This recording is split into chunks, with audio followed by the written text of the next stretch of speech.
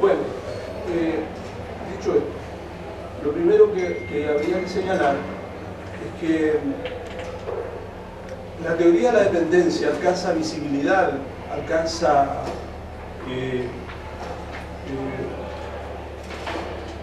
convertirse en una propuesta teórica que solo alcanza sentido, digamos, desde pensar al sistema mundial capitalista, desde pensar al capitalismo como un sistema mundial.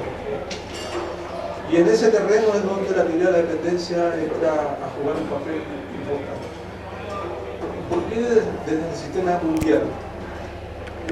Capitalismo, el capitalismo o el capital se está historizando en su despliegue histórico, se está historizando, y en ese despliegue que tiende, por lo tanto, tiende a conformar un sistema mundial, el sistema mundial capitalista, se van creando las condiciones para que aparezcan economías que van a ir desarrollándose, economías que se van a ir industrializando, economías que van a ir erigiéndose en centros, en direcciones del rumbo del capitalismo, economías que van a desarrollar ciencia, conocimiento, tecnología aplicado a la producción, frente a otro tipo de economías inscritas dentro del sistema mundial capitalista, en relación con aquellas otras economías, en donde va a ser el subdesarrollo, el atraso, el no desarrollo o la pérdida y la inexistencia de un aguijón productivista en su quehacer cotidiano, va a ser el elemento predominante.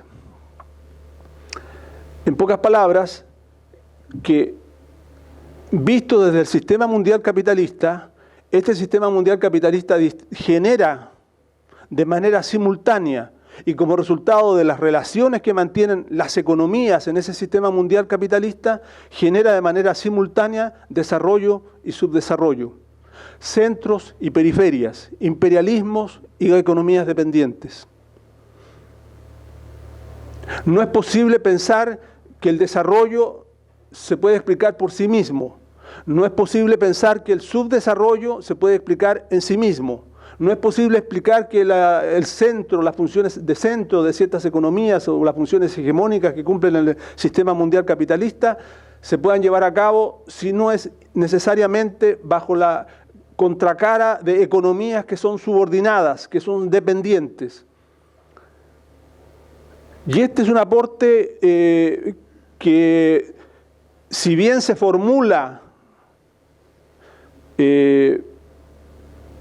ya desde muy inicio de los años 60 por parte de André Gunder Frank en particular, desarrollo y subdesarrollo son las dos caras de una misma moneda.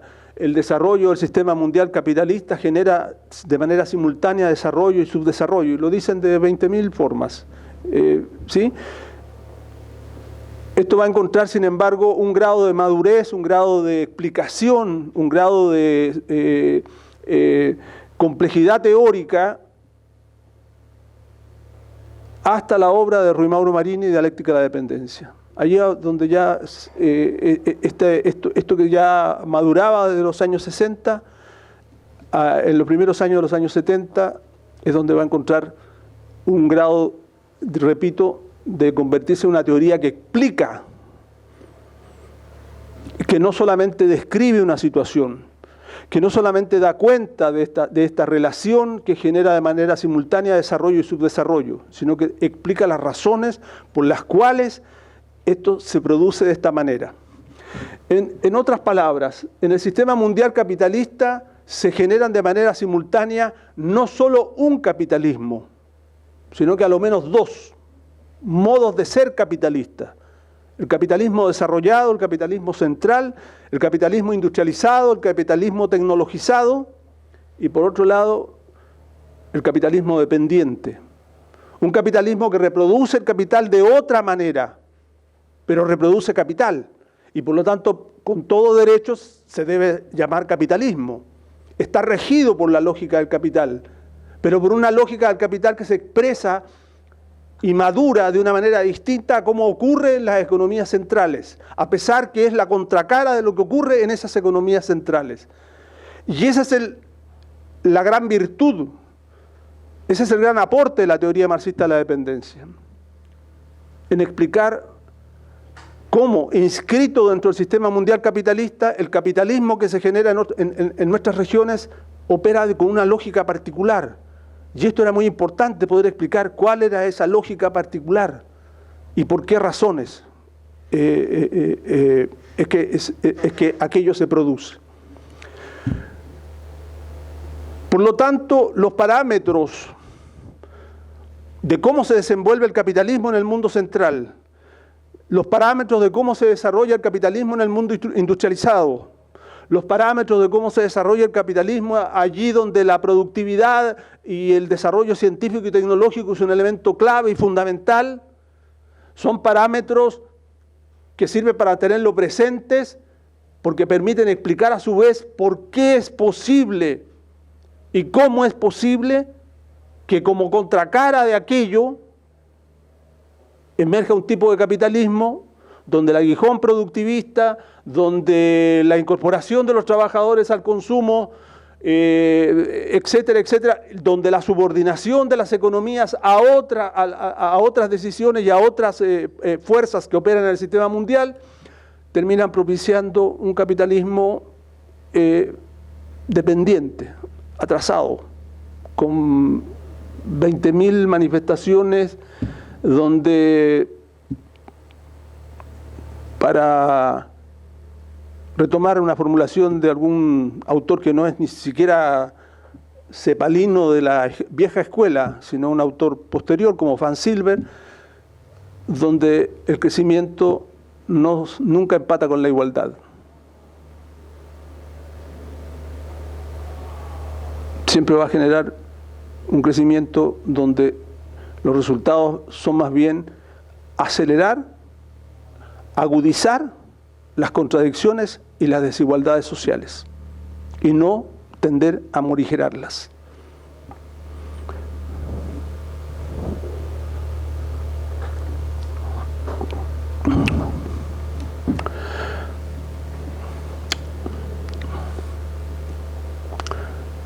Si tuviéramos que mencionar algunos puntos cruciales que definen a la teoría marxista de la dependencia, yo señalaría que estaría en primer lugar la condición de un capitalismo subordinado.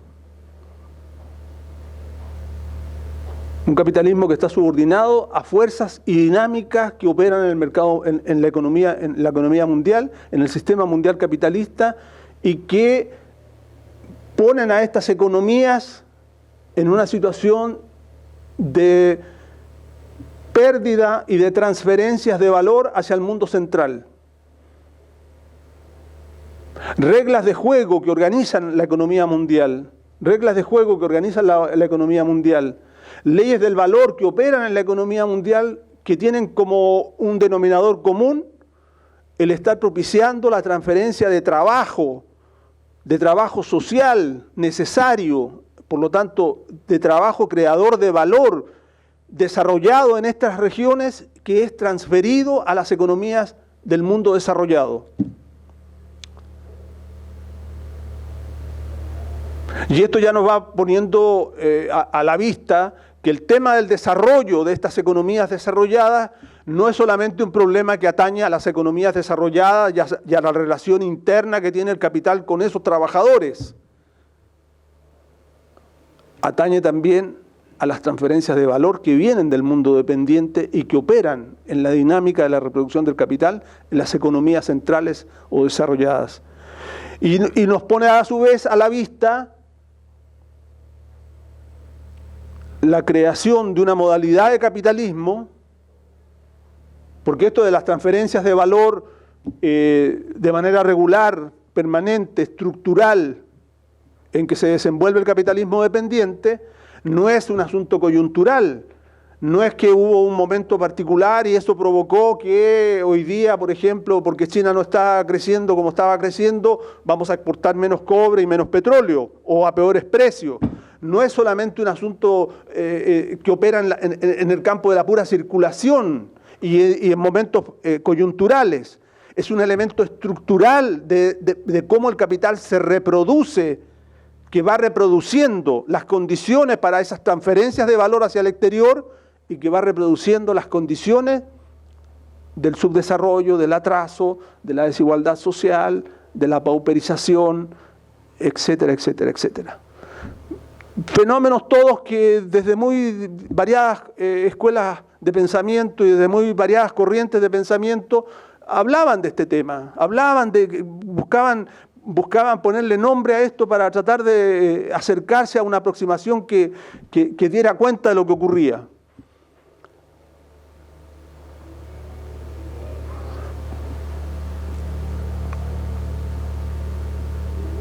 Ese sería un primer elemento, clave y central. Si algo caracteriza a una economía dependiente, si algo caracteriza regiones dependientes, es esa condición subordinada que provoca este tipo de procesos, transferencias de valor. Y por lo tanto, empobrecimiento de ciertas economías y por lo tanto, acumulación de capitales trasladados hacia otras regiones. Y todo eso, el potencial que genera en términos de generar, primero, un capitalismo más poderoso, pero segundo, generar una modalidad de capitalismo donde los aspectos civilizatorios que puede tener el desarrollo capitalista se hacen presentes, en tanto en las economías dependientes, los aspectos de barbarie que todo capitalismo presenta se hacen más presentes todavía en las regiones dependientes.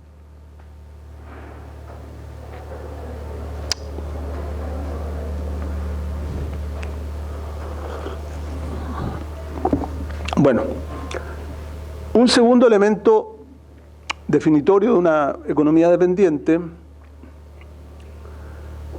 tiene que ver con lo que Marini llama la fractura del ciclo del capital. Fractura del ciclo del capital. Bueno,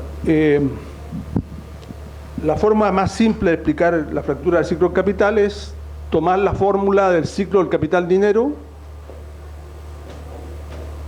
ciclo del capital-dinero, que dice que un dinero sale a circular para convertirse en mercancías, va al mercado para convertirse en mercancías, llamada fuerza de trabajo y medios de producción, que una vez adquiridos en el mercado, primera fase de la circulación,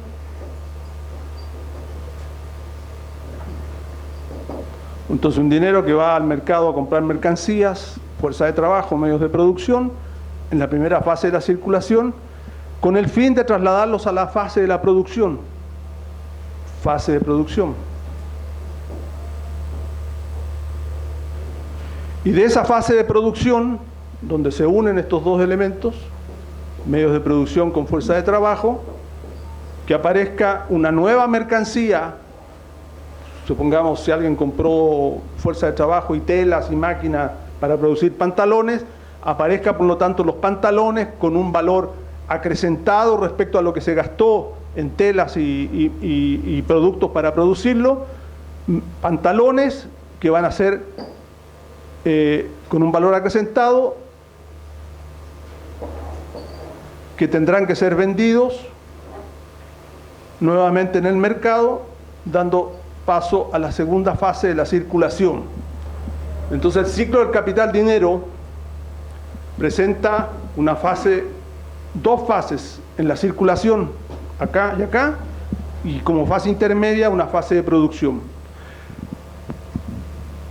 Cuando se habla de una ruptura del ciclo del capital, como una característica de las economías dependientes, es que los productos que salen del proceso productivo en las economías dependientes, los productos que se desarrollan en las economías del mundo dependiente, presentan una ruptura del punto de vista de dónde terminan vendiéndose aquellos productos, hacia qué mercados van dirigidos.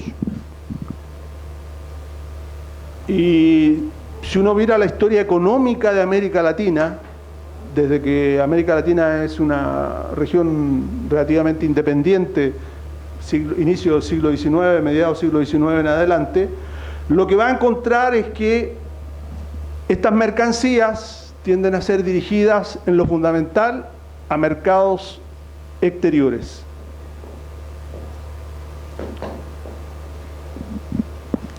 En pocas palabras, que el ciclo en su conjunto no se desarrolla en lo fundamental en la economía local, sino que el ciclo termina cerrándose vendiendo en el siglo XIX salitre hacia Inglaterra, Europa, carne, trigo para Europa, estaño a los países europeos, posteriormente Estados Unidos.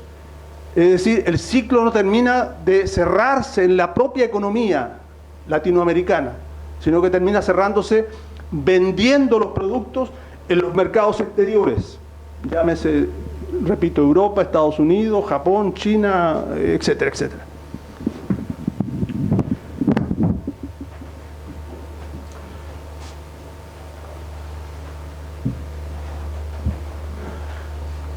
Una ruptura del ciclo del capital. Esa ruptura en la etapa de industrialización de América Latina, bajo lo que vamos a denominar el patrón de reproducción de capital industrial que ocurrió en América Latina entre los años 40 hasta los mediados de los 70, proceso de industrialización, etcétera. Ese ciclo presentó la particularidad de poner en evidencia un otro tipo de ruptura que tiene que ver con la creación en la propia economía dependiente, ahora de un mercado de consumo suntuario.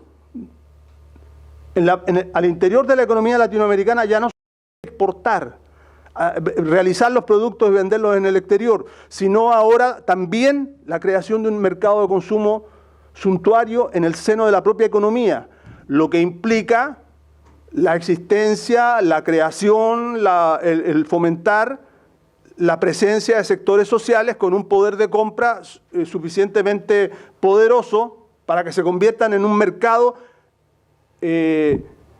inserto en la economía local, pero que poco tiene que ver con la dinámica del resto de la economía local. Salvo para comprar, si es que en esa economía local se producen bienes de consumo suntuario. Se están produciendo bienes de consumo suntuario que no son consumidos por el grueso de la población trabajadora. Entonces se produce una especie de ruptura del ciclo del capital con una expresión interna. ¿Para dónde se producen estos productos? Para el alto mercado interno.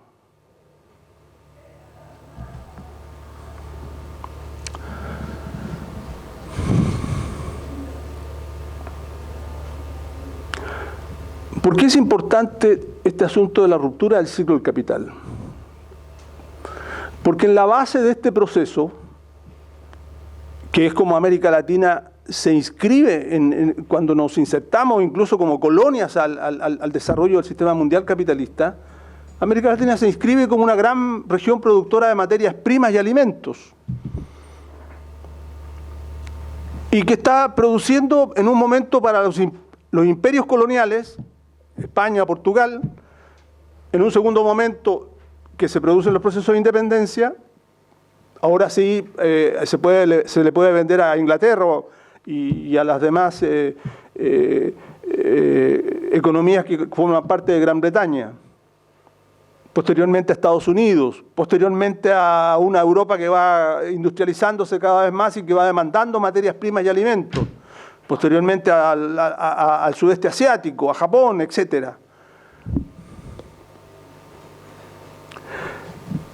¿Qué es lo que muestra esta idea de la ruptura del ciclo del capital?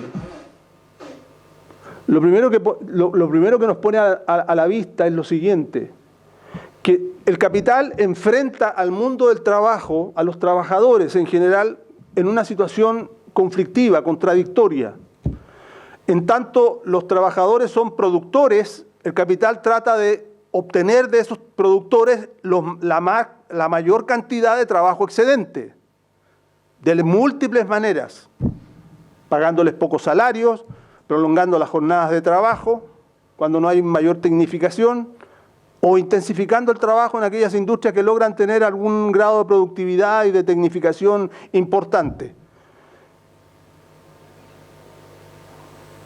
Pero resulta que los trabajadores, cuando reciben un salario en el capitalismo, a lo menos en el capitalismo desarrollado, junto con que el capital pague a los trabajadores salario, ese salario se constituye en un elemento fundamental a la hora de que M' sale al mercado a ser vendida. ¿Por qué? Porque los trabajadores con el salario que perciben se convierten en compradores de aquellas mercancías que el propio capitalismo está desarrollando. Por lo tanto, en esos lugares el capitalismo, a la hora de separar a los trabajadores de los medios de producción y convertirlos en simples poseedores de fuerza de trabajo, cuando estos sujetos tienen que vender su fuerza de trabajo, en un determinado momento del desarrollo de ese capitalismo, los trabajadores se pasan a constituir en un elemento clave, fundamental, de la realización de la plusvalía. Es decir, pasan a convertirse en consumidores, y en consumidores dinámicos. Pasan a tener un rol dentro del mercado interno de esa economía importante. El que en América Latina la reproducción del capital implique una ruptura del ciclo del capital, lo que nos está diciendo, en otras palabras, es que los trabajadores en estas economías para el capital son más importantes como productores, más no como consumidores. El capital está más preocupado de lo que puede vender en China, de lo que puede vender en Japón, en la Unión Europea o en Estados Unidos, y no en la economía local. Y si a algo de la economía local le interesa, estoy hablando de las ramas más dinámicas en un momento histórico determinado, las ramas que mayor acumulan, etcétera, si algo les interesa y algo de mercado interno puede importarles, va orientado al consumo del mercado interno de alto poder de consumo, pero no para el mundo del trabajo. Este es un capitalismo, por lo tanto, que funciona con una ruptura en el ciclo del capital. Eso quiere decir que los trabajadores en estas economías cumplen un papel periférico, marginal, del punto de vista del mercado interno respecto a las ramas que constituyen ejes de la acumulación del capital en momentos históricos determinados.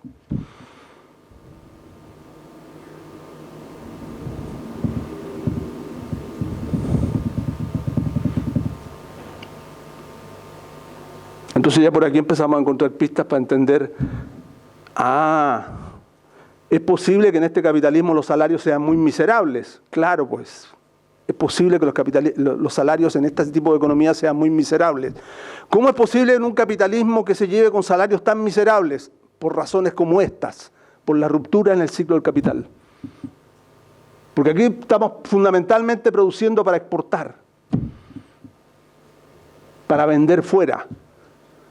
Y entonces, permanentemente nuestras máximas autoridades se están jactando de que nos estamos convirtiendo en la 10ª economía mundial en exportar, como en México lo hacen hoy día, entre las 8 principales economías exportadoras de automóviles, de ensamble de automóviles. En todo caso, eso no lo dicen.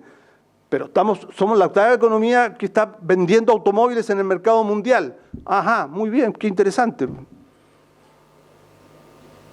¿Cuánto de la producción de automóviles en México se vende en el mercado local?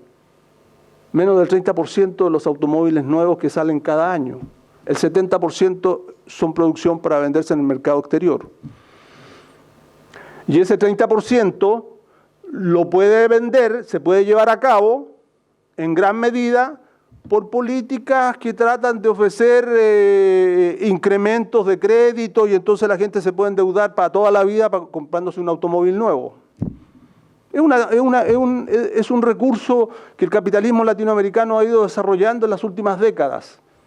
El crédito como fórmula para dinamizar los pequeños mercados internos potencialmente consumidores de cierto tipo de bienes que no puede consumir el resto de la población.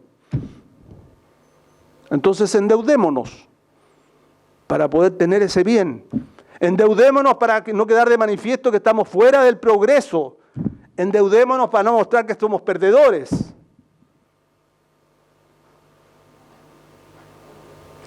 Curiosamente, y quizás no es tan curiosamente, Chile es el país que presenta los índices de deuda respecto al salario más altos en toda América Latina. Alrededor del 70% de lo que es el salario está endeudado. O sea, las deudas equivalen a un 70% del salario. Pagadero a 10, 20, 30 y 50 años. En pocas palabras, aquellos sujetos están obligados a vivir amarrados a las deudas. Y de esa manera el capitalismo da la idea de que se están incorporando nuevos sectores sociales al consumo. Sí, pero con una soga al cuello brutal. Y con toda la domesticación política que eso significa. ¿Cómo vamos a hacer huelga? ¿Cómo vamos a hacer esto y aquello si tengo que pagar deudas? Bueno, esto ya es mirar un poco las consecuencias políticas que pueden tener cierto tipo de fenómenos económicos como el que estoy mencionando. Entonces, una primera característica del capitalismo dependiente es la ruptura del ciclo del capital.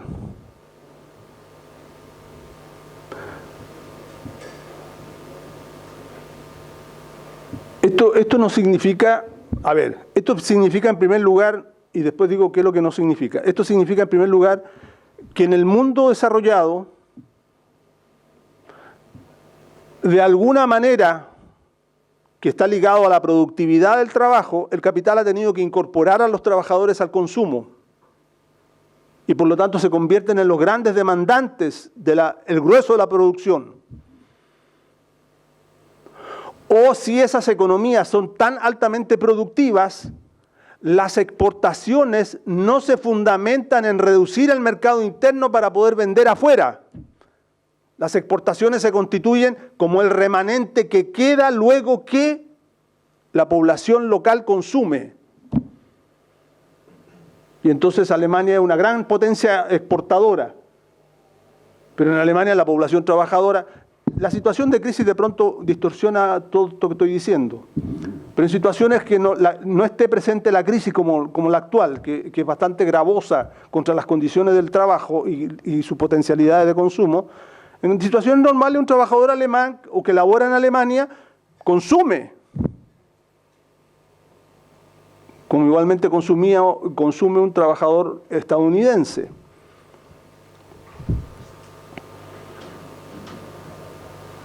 Las exportaciones no se hacen a costa de reducir el consumo de la población local para exportar. Y esto solo se puede lograr desarrollando y aplicando a la producción conocimientos, ciencias y tecnologías que permitan reducir el tiempo en donde los trabajadores producen el equivalente a su salario y quede un tiempo suficientemente grande para producir plusvalía. Y entonces, reduciéndose el tiempo en que los trabajadores, por la productividad reinante, pueden consumir lo mismo o incluso más de lo que consumían anteriormente, porque producir un celular hoy día sale muchísimo más barato por la productividad que lo que significaba producir un celular hace 10 años atrás. Esos trabajadores pueden consumir el celular sin que se eleve necesariamente de manera significativa el salario, es decir, pueden consumir e incluso incorporar nuevos bienes a la canasta básica y sin embargo dejar mucho tiempo disponible para la producción de plusvalía. Y entonces El secreto está en un capitalismo que tiene que desarrollar necesariamente la plusvalía relativa como fórmula fundamental de acumulación, que permite que los trabajadores consuman y que al mismo tiempo quede un gran tiempo disponible para producir plusvalía, trabajo excedente.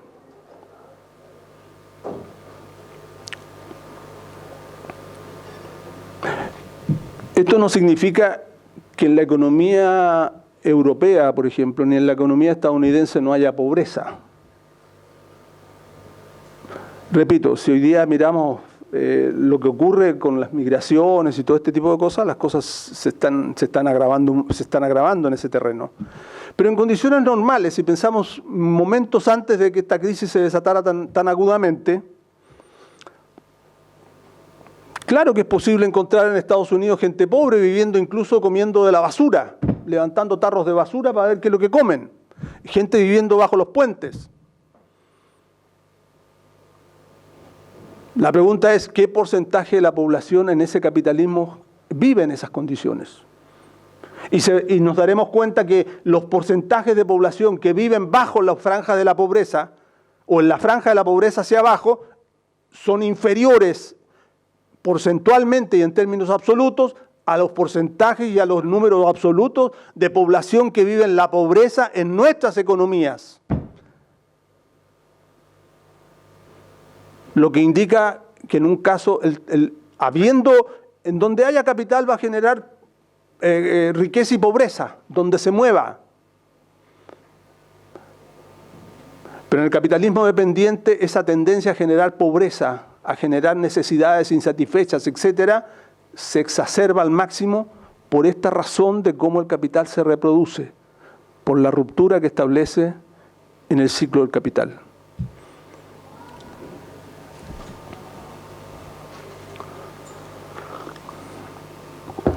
Bueno, una segunda característica, perdón, yo de pronto me vuelo con la hora, me avisan, tengo media hora más o 15 minutos más y ya, veo la forma de terminar. Una segunda característica de las economías dependientes tiene que ver con lo que se denomina Marini la superexplotación.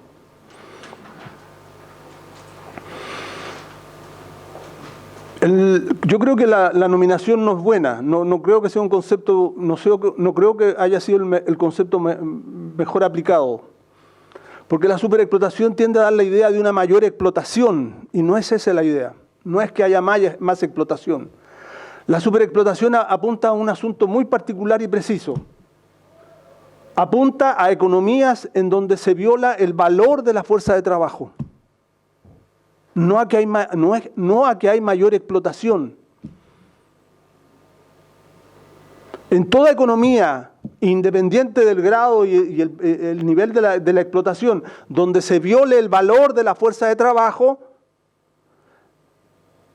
significa que en esa economía se está produciendo un proceso de superexplotación.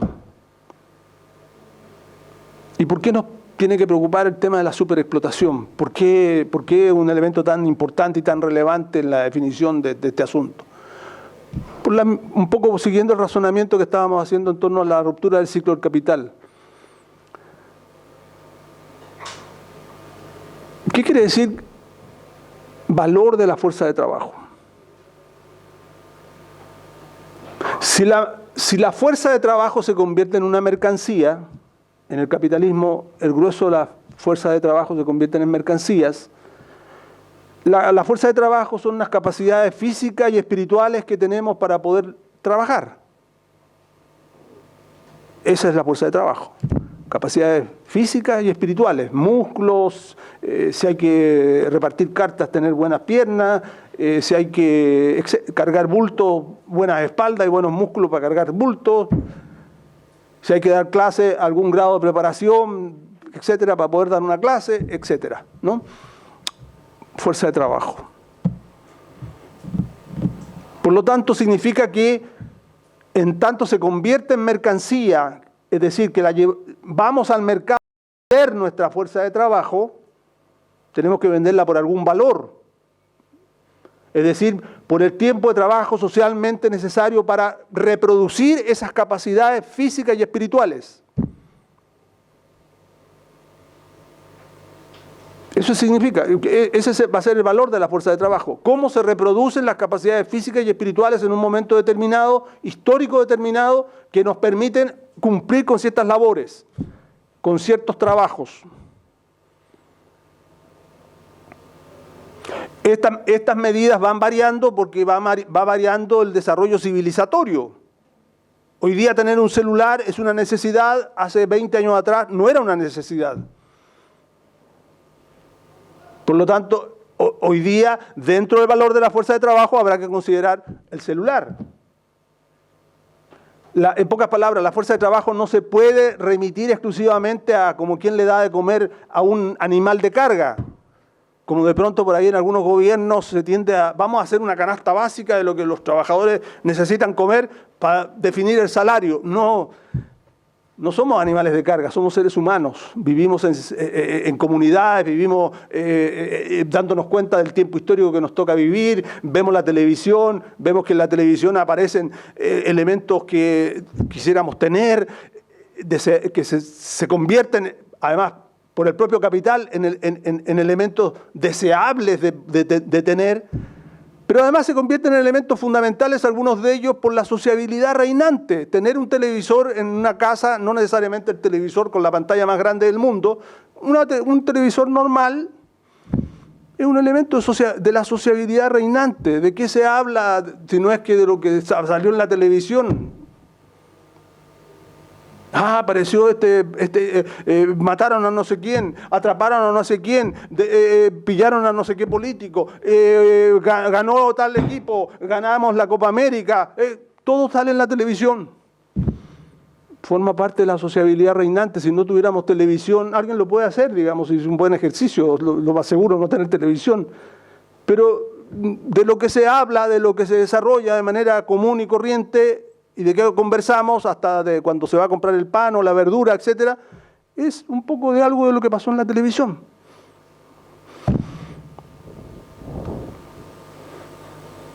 Un celular igual, hoy día.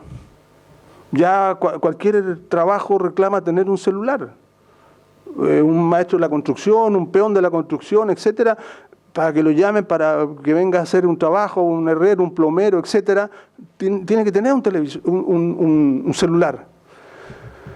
Por lo tanto, no es simplemente, ni mucho menos, un elemento ostentoso.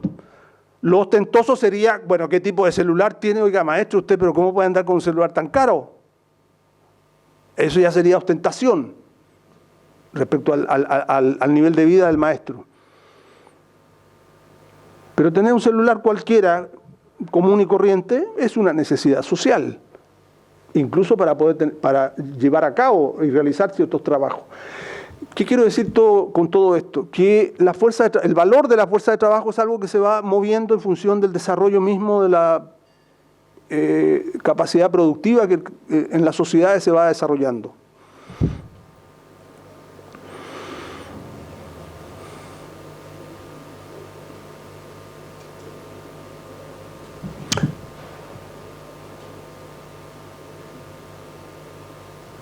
Decir que en el capitalismo dependiente un rasgo definitorio de cómo el capital se reproduce es porque superexplota la fuerza de trabajo, es decir, en ese capitalismo el capital viola el valor de la fuerza de trabajo, no le paga lo que corresponde a una reproducción normal de los trabajadores en esa sociedad. Hablo en general del grueso de la población trabajadora. No, alguien perfectamente puede decir, no, pero los trabajadores del cobre ganan muchísima plata. Sí, pero ¿cuántos trabajadores del cobre existen en Chile? ¿Qué porcentaje de la población trabajadora son los trabajadores del cobre? Es como igual en México. En México dicen, no, pero los trabajadores de Pemex ganan muchísimo dinero y son trabajadores. Sí, bueno, ok, muy bien. Pero ¿qué porcentaje de la población trabajadora son los trabajadores de Pemex? Y pregúntese usted qué es lo que ganan el resto de la población trabajadora en México.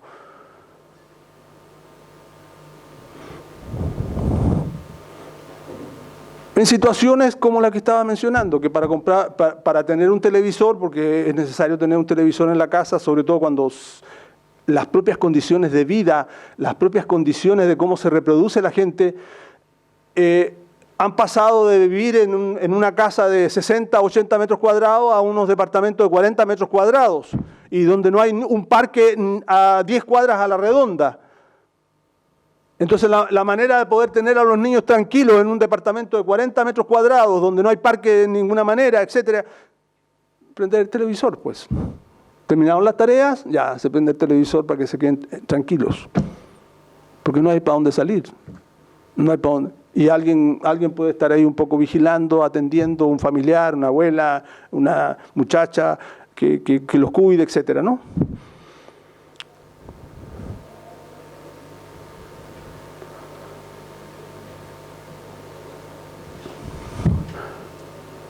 No se le paga a los trabajadores lo que necesitan para reproducirse en condiciones normales.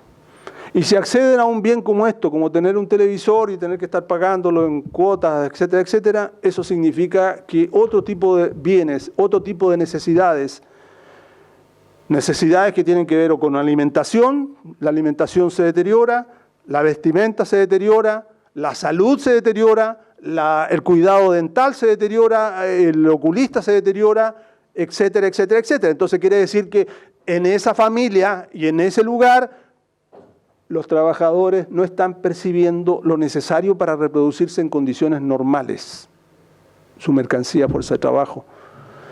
Y además, el valor de la fuerza de trabajo incluye los hijos que no están en edad de trabajar y que por lo tanto el capital lo lanza a los brazos de los padres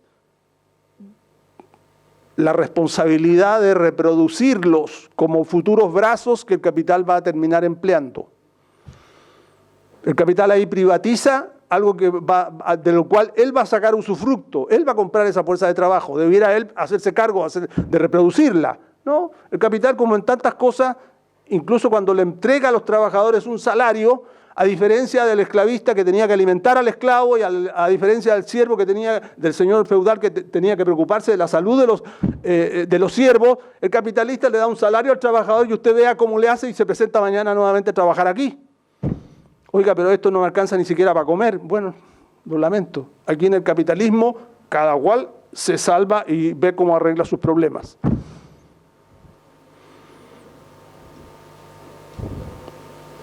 Y entonces vea usted cómo se alimenta usted, su familia y sus hijos, cómo se educan, cómo se van al médico, cómo compran medicina, cómo se visten, cómo pagan la renta, cómo pagan el transporte.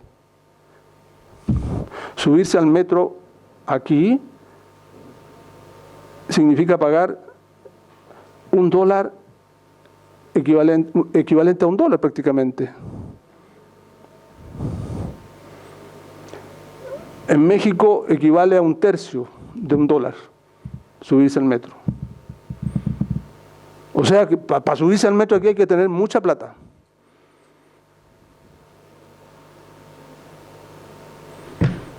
Me pregunto si el salario será 3 veces superior en México en Chile que en México. Porque allá cuesta $1/3 subirse al metro. Aquí cuesta $1. Me temo que no debe ser 3 veces superior.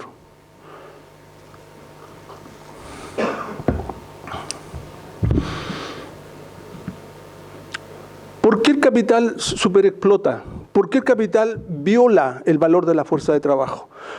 Bueno, así de manera rápida antes de responder a esa interrogante. ¿Por qué el capital superexplota? Si me olvido de la pregunta, vuelvan a recordármela porque me es importante para continuar el relato. ¿Por qué el capital viola la fuerza de trabajo? Hay 3 mecanismos fundamentales donde el capital rompe con el valor de la fuerza de trabajo, paga por debajo del valor de la fuerza de trabajo. Uno es directamente a la hora de comprar y vender la fuerza de trabajo en el mercado. ¿Cuánto vale la fuerza de trabajo? 100. Bueno, yo le pago 80. ¿No lo quiere tomar usted? Mire, hay una fila de 1000 personas esperando el cargo, el puesto. ¿Lo quiere tomar o no lo quiere tomar? Es evidente que lo tomo. En un mundo donde no hay empleo y donde los empleos que hay son todos mal remunerados, en general, se toman esos empleos. Entonces, bueno, hago un poquito aquí y otro poquito más tarde y en la noche, etcétera, y logro juntar algo que se parezca a un salario que medianamente alcance. ¿A condición de qué? A condición de que se deja la vida en procesos de trabajo y en procesos de traslado de un lugar a otro.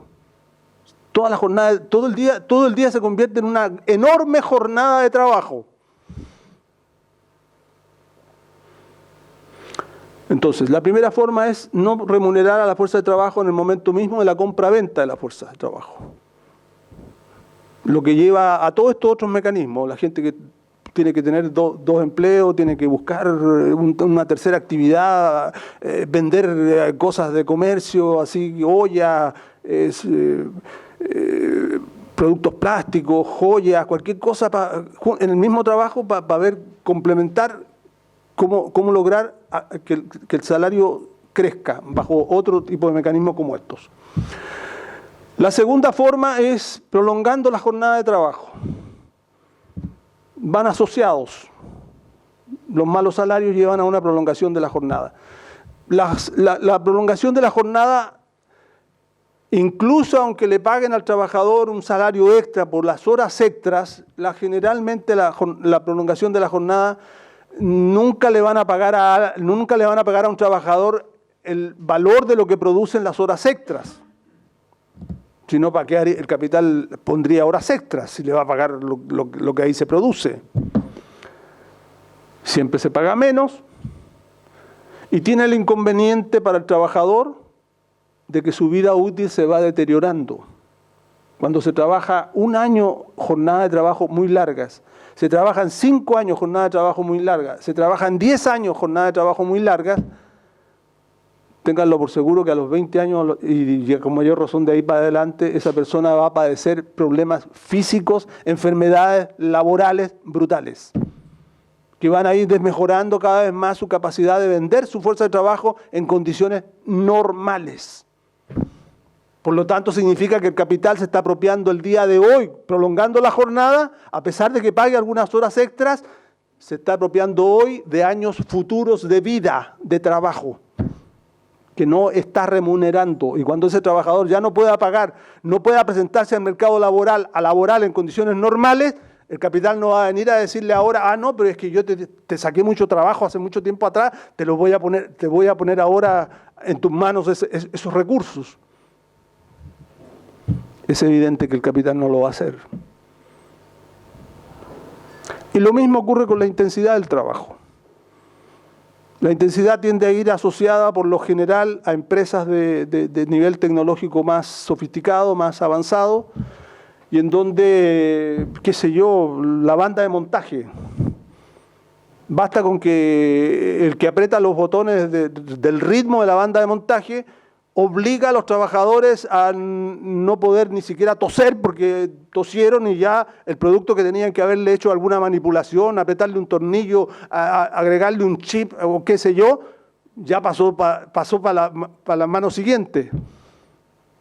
Porque el ritmo de la producción lo va marcando la banda de montaje y por lo tanto basta acelerar el ritmo de la producción para impedir que un trabajador pueda de pronto decir, bueno, voy a fumarme un cigarro, espérenme 5 minutos, o espérenme 3 minutos, o voy al baño, espérenme.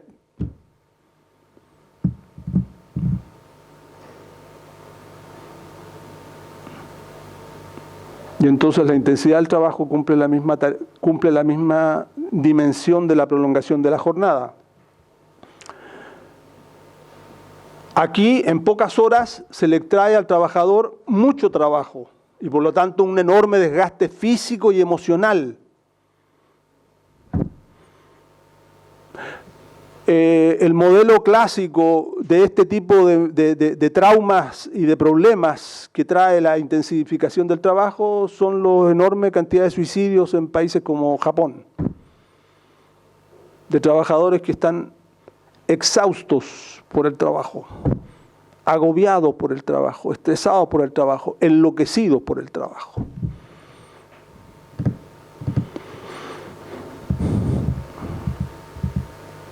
Bueno, ¿por qué el capital latinoamericano no puede crear condiciones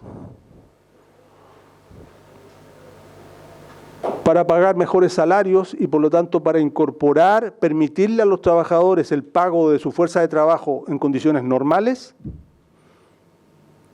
¿Por qué tiene que estar pellizcando y apropiándose de parte del fondo de consumo de los trabajadores para trasladarlo al fondo de acumulación del capital?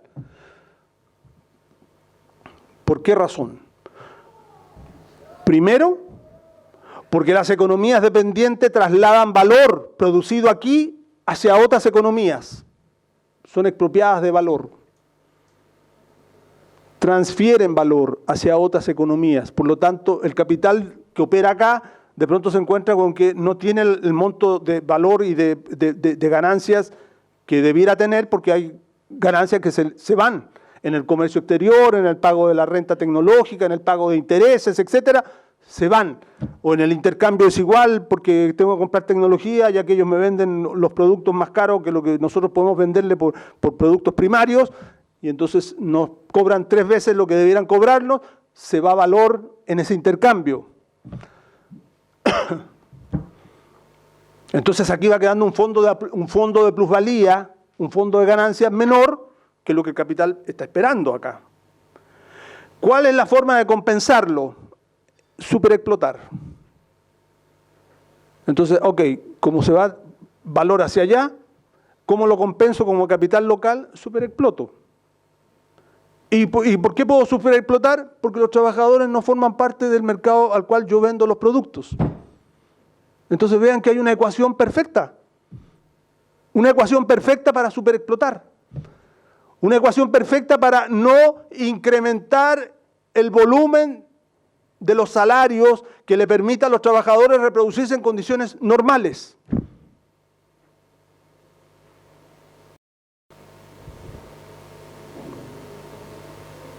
Trabajos que agotan prematuramente, trabajos que doblegan prematuramente a la población trabajadora. Cada jornada de trabajo una condición exhausta porque o mal remunerado, mal alimentado, mal dormido, mal descansado, mal regenerada la fuerza de trabajo, etc. El capital se va apropiando ya no solamente de valor. El capital que opera en América Latina ya no solamente ya no se va apropiando exclusivamente de valor. Vean ustedes que se va apropiando de vida. Y esto tiene que ver con, hago un paréntesis aquí, con una particularidad de la mercancía fuerza de trabajo. La mercancía café.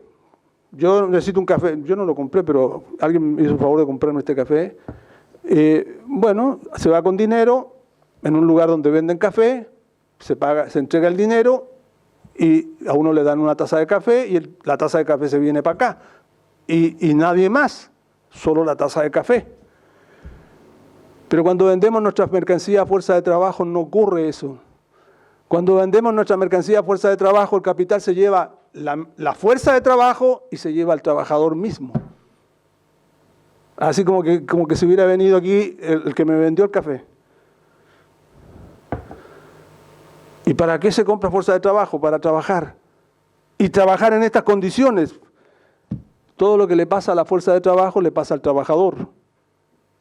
Todo lo que le pasa a la fuerza de trabajo le pasa al trabajador. No hay forma que el trabajador diga, bueno, ahí llévense la fuerza de trabajo y yo me quedo acá, y trátenla bien, por favor.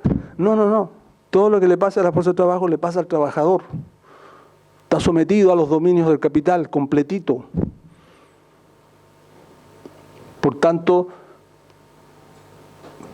horas de trabajo extras, salarios mal remunerados, intensificación del trabajo, horas de transporte enormes para llegar de un lugar a otro, etcétera, etcétera, etcétera, significa que el capital no solo se apropia del valor que esos trabajadores producen, no solo el capital se apropia de aquella parte del salario que debiera ser remunerado a los trabajadores, que el capital se apropia indebidamente y lo mete a su bolsillo. Se apropia además de la vida de los trabajadores. Y allí residen los fundamentos del biopoder. Eso se llama biopoder. el poder del capital sobre la vida. Y no es una entelequia, no es una ficción. No le pasa solamente a los trabajadores migrantes, no le pasa solamente a cierta franja de la población, le pasa al grueso de la población el poder del capital sobre su existencia.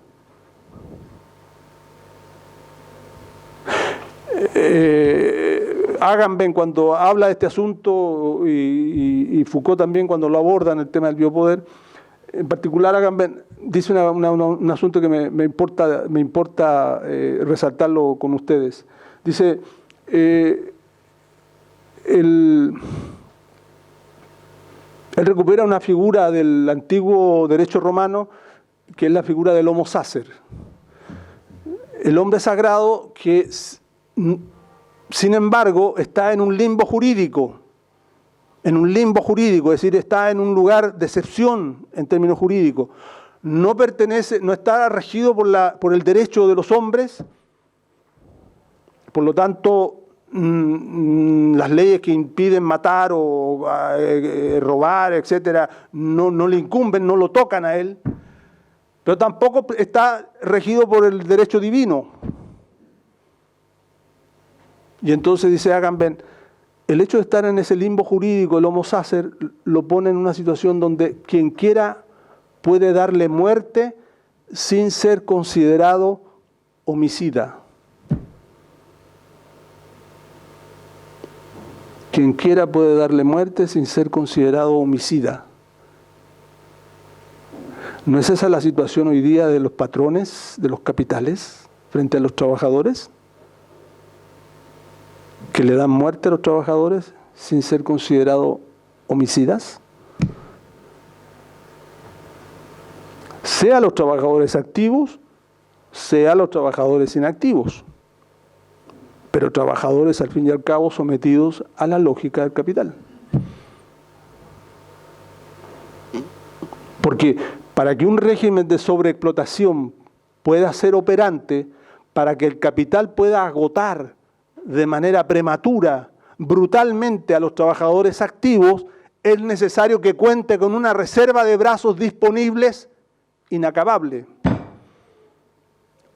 Cuente con una masa de cesantes, de desempleados, de subempleados enorme. Por lo tanto, están sujetos al capital. Están listos para, cuando el capital ordene, vengan a reemplazar a los brazos que cayeron en esta dura batalla de lo que es vivir de manera asalariada en el mundo dependiente.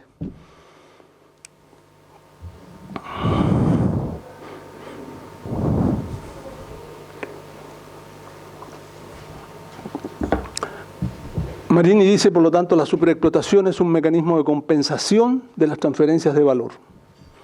Que el capital local latinoamericano o que opera en América Latina lleva a cabo como forma para compensar las transferencias de valor hacia las economías centrales.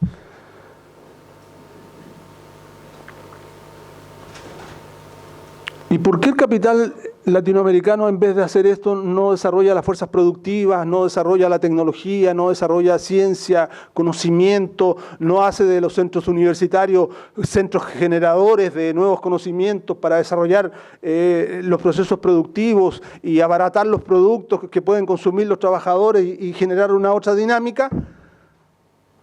No tiene ningún sentido hacerlo porque este capitalismo está volcado para producir, para vender allá afuera. 20 minutos, gracias. No tiene ningún sentido hacerlo porque este capitalismo está volcado por la ruptura del ciclo del capital a vender allá en el exterior. Por lo tanto, este capitalismo en los trabajadores constituyen un sobrante del punto de vista del potencial de consumo que ellos tengan.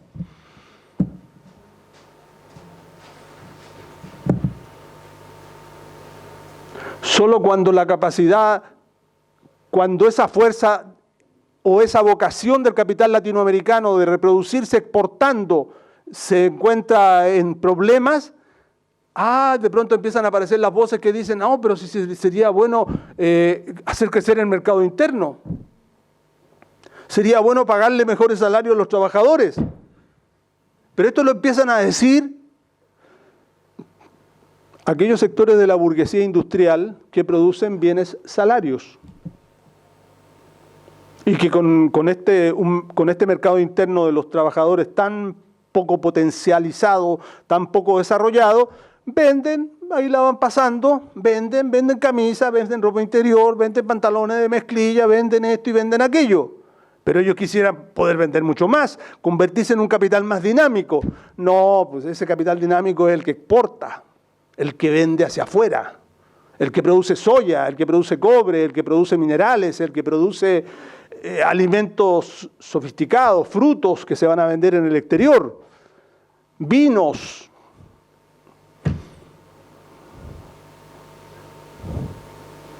A ese capital nunca se le va a ocurrir, a ese capital que produce ese tipo de bienes, no se le va a ocurrir decir, no, entonces mejoremos el mercado interno, paguemos mejores salarios. No tendrían forma de poder encontrar cómo compensar las transferencias de valor hacia el mundo central. Tendrían que desarrollar además un proceso de revolución industrial en muy corto plazo, que es un poco lo que ha estado haciendo China en los últimos 30 años.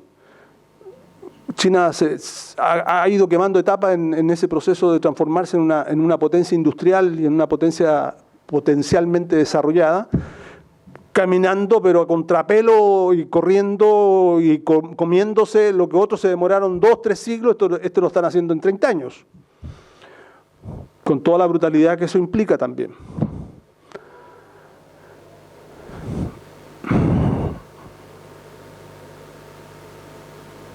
Entonces, no hay por dónde. Si producimos bienes para exportar, se produce soya, carne, trigo, aceites, frutos exóticos, etcétera, minerales, gas, petróleo, etcétera. Está hecho fundamentalmente para que compren, vender allá afuera. Para ese capital no tiene sentido decirle, oiga, hagamos el esfuerzo de hacer una revolución industrial o algo que se le acerque.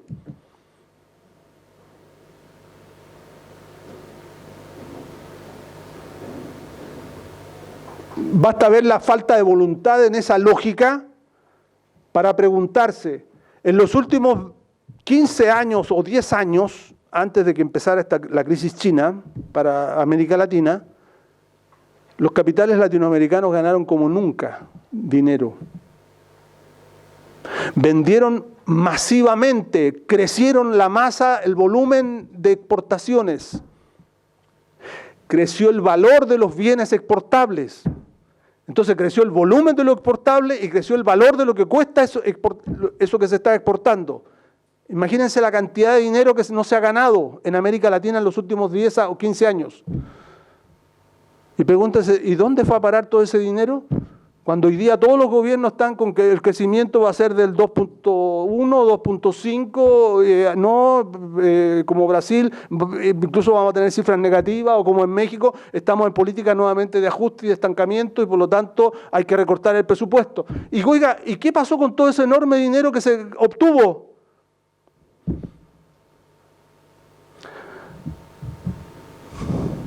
¿Cómo que se diluyó? Se fue por las transnacionales, se fue por el pago de esto, se fue por el pago de aquello. No hay nada. No hay nada en las arcas que no sea más que tener un fondo de reserva por si el dólar se devalúa y va a vender dólares. No hay ninguna voluntad de decir, bueno, esos recursos podríamos haberlo utilizado en crear infraestructura para crear un capitalismo más sólido, un capitalismo que tuviera un eje local, interno, de dinámica, más allá de lo que pasa en China, en Europa, en el Japón o en Estados Unidos. Créanme que más allá de algunas carreteras y algunos aeropuertos y algunos puertos propios de economías que están produciendo para que las rutas de salida de las mercancías sea lo más expedita posible, más de eso no es mucho más lo que se hizo. O sea, puras cuestiones que favorecen al capital exportador. Bueno, como me quedan 18 minutos, ¿para qué sirve la teoría de la dependencia el día de hoy? ¿Por qué nos permite pensar? Miren, Dicho de manera rápida, en los últimos, después del periodo de industrialización, y en medio de ello, en muchos casos hubo procesos de contrarrevoluciones, dictaduras militares, gobiernos civiles autoritarios, que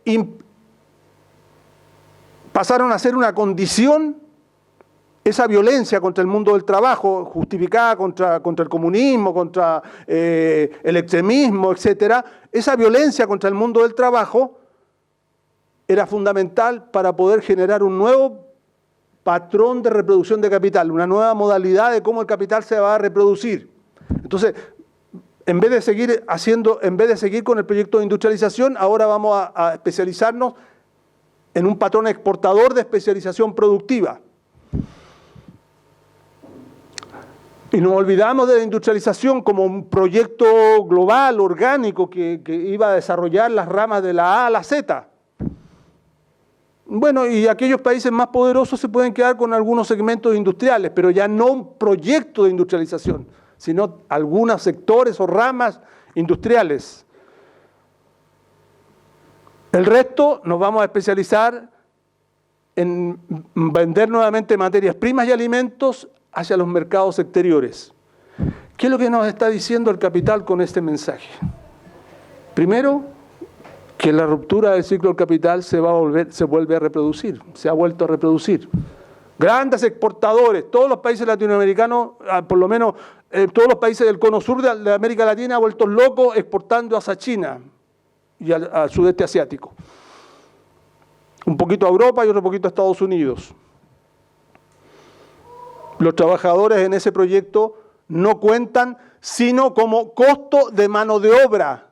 Y entonces, como vamos a competir en los mercados mundiales, ¿de qué manera podemos competir si no tenemos desarrollo tecnológico ni científico? Abaratando los salarios. Y entonces en estos últimos 40 años, en lo que hemos asistido en América Latina, es un brutal descenso de los salarios en las 2 primeras décadas, y después unas leves recuperaciones que siempre se comparan con el peor año del derrumbe. El derrumbe de los salarios llegó a este punto, y entonces, oiga, mire, respecto a ese punto hemos crecido. Oiga, ¿y por qué no lo compara con respecto a los salarios que eran los sustantivos en los años 60, 70? Entonces, si las comparaciones siempre se hacen respecto al peor año, siempre hay crecimiento, pues ya más al hoyo no se puede ir. Recuperaciones de salarios. Miren, ahora la gente está consumiendo más. No, ya tenemos menos pobres. Antes estaba casi toda la población pobre, hoy día ya hay menos pobres. Y todos esos debates y toda esa sofisticación que lo único que hacen es enrollar la perdiz respecto a que hemos asistido a un proceso brutal de agresión del capital, expropiando todas las prestaciones sociales, el salario monetario, el salario indirecto que va asociado a los préstamos y a las posibilidades de otorgar beneficios para poder educarse, vestirse, tener vivienda, tener salud, tener educación, etcétera, etcétera, etcétera. Tener una jubilación digna. Todo eso ha sido expropiado. Hoy día jubilarse en estas condiciones es estar condenado a ser pobre. Una brutal expropiación llevó a cabo el capital. Patrón exportador. El capital está dándonos el mensaje. Mire, a ustedes no me interesan y por eso les estoy golpeando los salarios porque no me interesan como consumidores. Primer mensaje. Segundo, no me interesan como consumidores porque nuevamente volvimos a la dinámica del siglo XIX. Somos economía exportadora. ¡Oh, maravilla! ¿Cuánto exportamos? Soya, carne, trigo, estaño, gas, petróleo, cobre, vino, frutas, etcétera. Maravilloso. Maravilloso para los que pueden consumir, no el mercado local, fundamentalmente. Un patrón exportador de especialización productiva. ¿Qué quiere decir esto de especialización productiva? Quiere decir que el capital simplemente busca las ventajas naturales que tienen nuestras economías, nuestros países, nuestro territorio, nuestros climas, nuestros mares, nuestro subsuelo, etcétera, nuestros ríos. Busca las ventajas naturales para convertirlas en bienes deseables en los mercados mundiales. Entonces, ¿qué tienen ustedes para vender? Cobre. Siempre hemos tenido mucho cobre desde el siglo XX, mucho cobre. Bueno, busquemos más cobre y vendamos abramos más minas de cobre y inundemos el mercado de cobre. Esto es una ventaja natural. El único esfuerzo es buscarlo y poder sacarlo, pero es una ventaja natural que el subsuelo de Chile tenga cobre. Es una ventaja natural que México tenga petróleo, o Ecuador tenga petróleo, o Venezuela tenga petróleo. Los japoneses, por más que inventen tecnología y conocimiento, nunca van a tener petróleo porque no tienen en su subsuelo petróleo. Entonces, frente a los japoneses somos una maravilla. Tienen cobre y tienen petróleo. Y ustedes, no, nosotros tenemos robots, tenemos computación, unas cosas de este tipo, pero no tenemos estas cosas tan elementales que son cobre y petróleo. Entonces, bueno, ¿ve? Cada país se especializa en su asunto. Sí, pero ellos se especializan en conocimiento para generar la robótica y todo eso. Nosotros nos especializamos en rajar la tierra y vamos produciendo y lanzando al mercado mundial. No importa el mugrerío y la contaminación y el desfondamiento de las riquezas naturales que vamos generando y la mugre que estamos generando para el conjunto del planeta. No importa. Aquí lo que importa es que tenemos un modelo exportador que tiene que ser muy agresivo contra el mundo del trabajo, porque no son consumidores, y muy agresivo para competir con los exportadores de cobre de otros lugares del mundo, exportadores de petróleo de otros lugares del mundo, y exportadores de vino y exportadores de fruta de otros lugares del mundo. Tenemos que tener precios competitivos. Oiga, ¿y eso lo hacen por productividad? No, lo hacemos porque superexplotamos.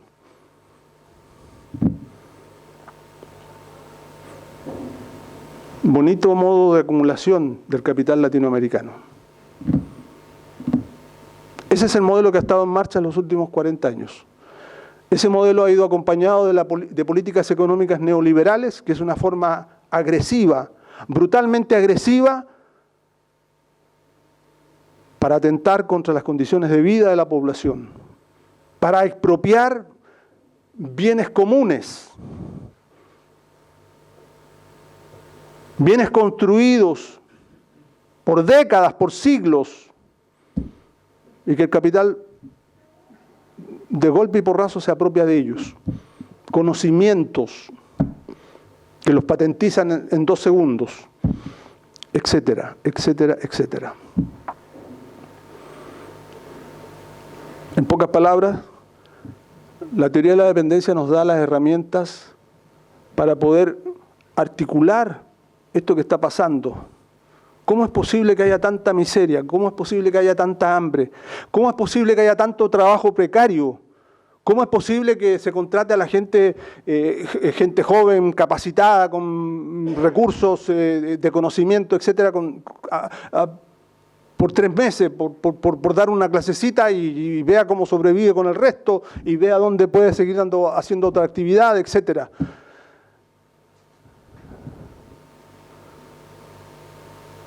Nos permite entender a su vez que sobre esta base económica, la democracia que se puede construir, el Estado que se puede construir es brutalmente frágil. La democracia no puede ser tan incluyente como supuestamente dice que debe ser la democracia. Porque si fuera tan incluyente, créanme que lo que primero podríamos hacer y lo primero que se haría si fuéramos ciudadanos con efectividad, con efectivo poder de poder tomar decisiones sobre cómo organizar la vida en común, lo primero que haríamos sería decir que se suban los salarios a los niveles de los años 60 o 70 en América Latina. Y curiosamente no lo hacemos. ¿Será porque somos idiotas?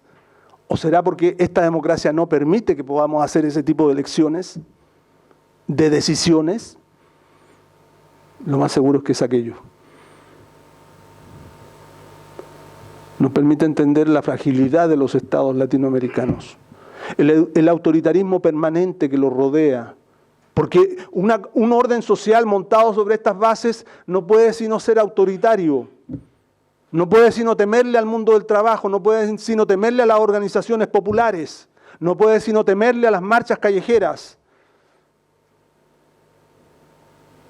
no puede sino temerle a los jóvenes que se convierten en una amenaza para el orden existente.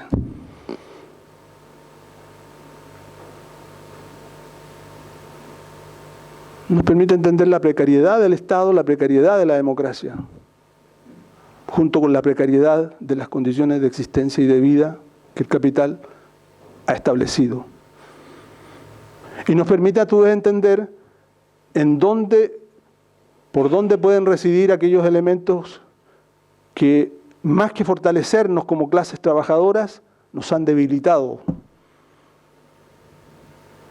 Porque todo esto conduce a que cada cual sálvese como pueda, a la atomización social, a la búsqueda del triunfo pasando por la cabeza de quien sea,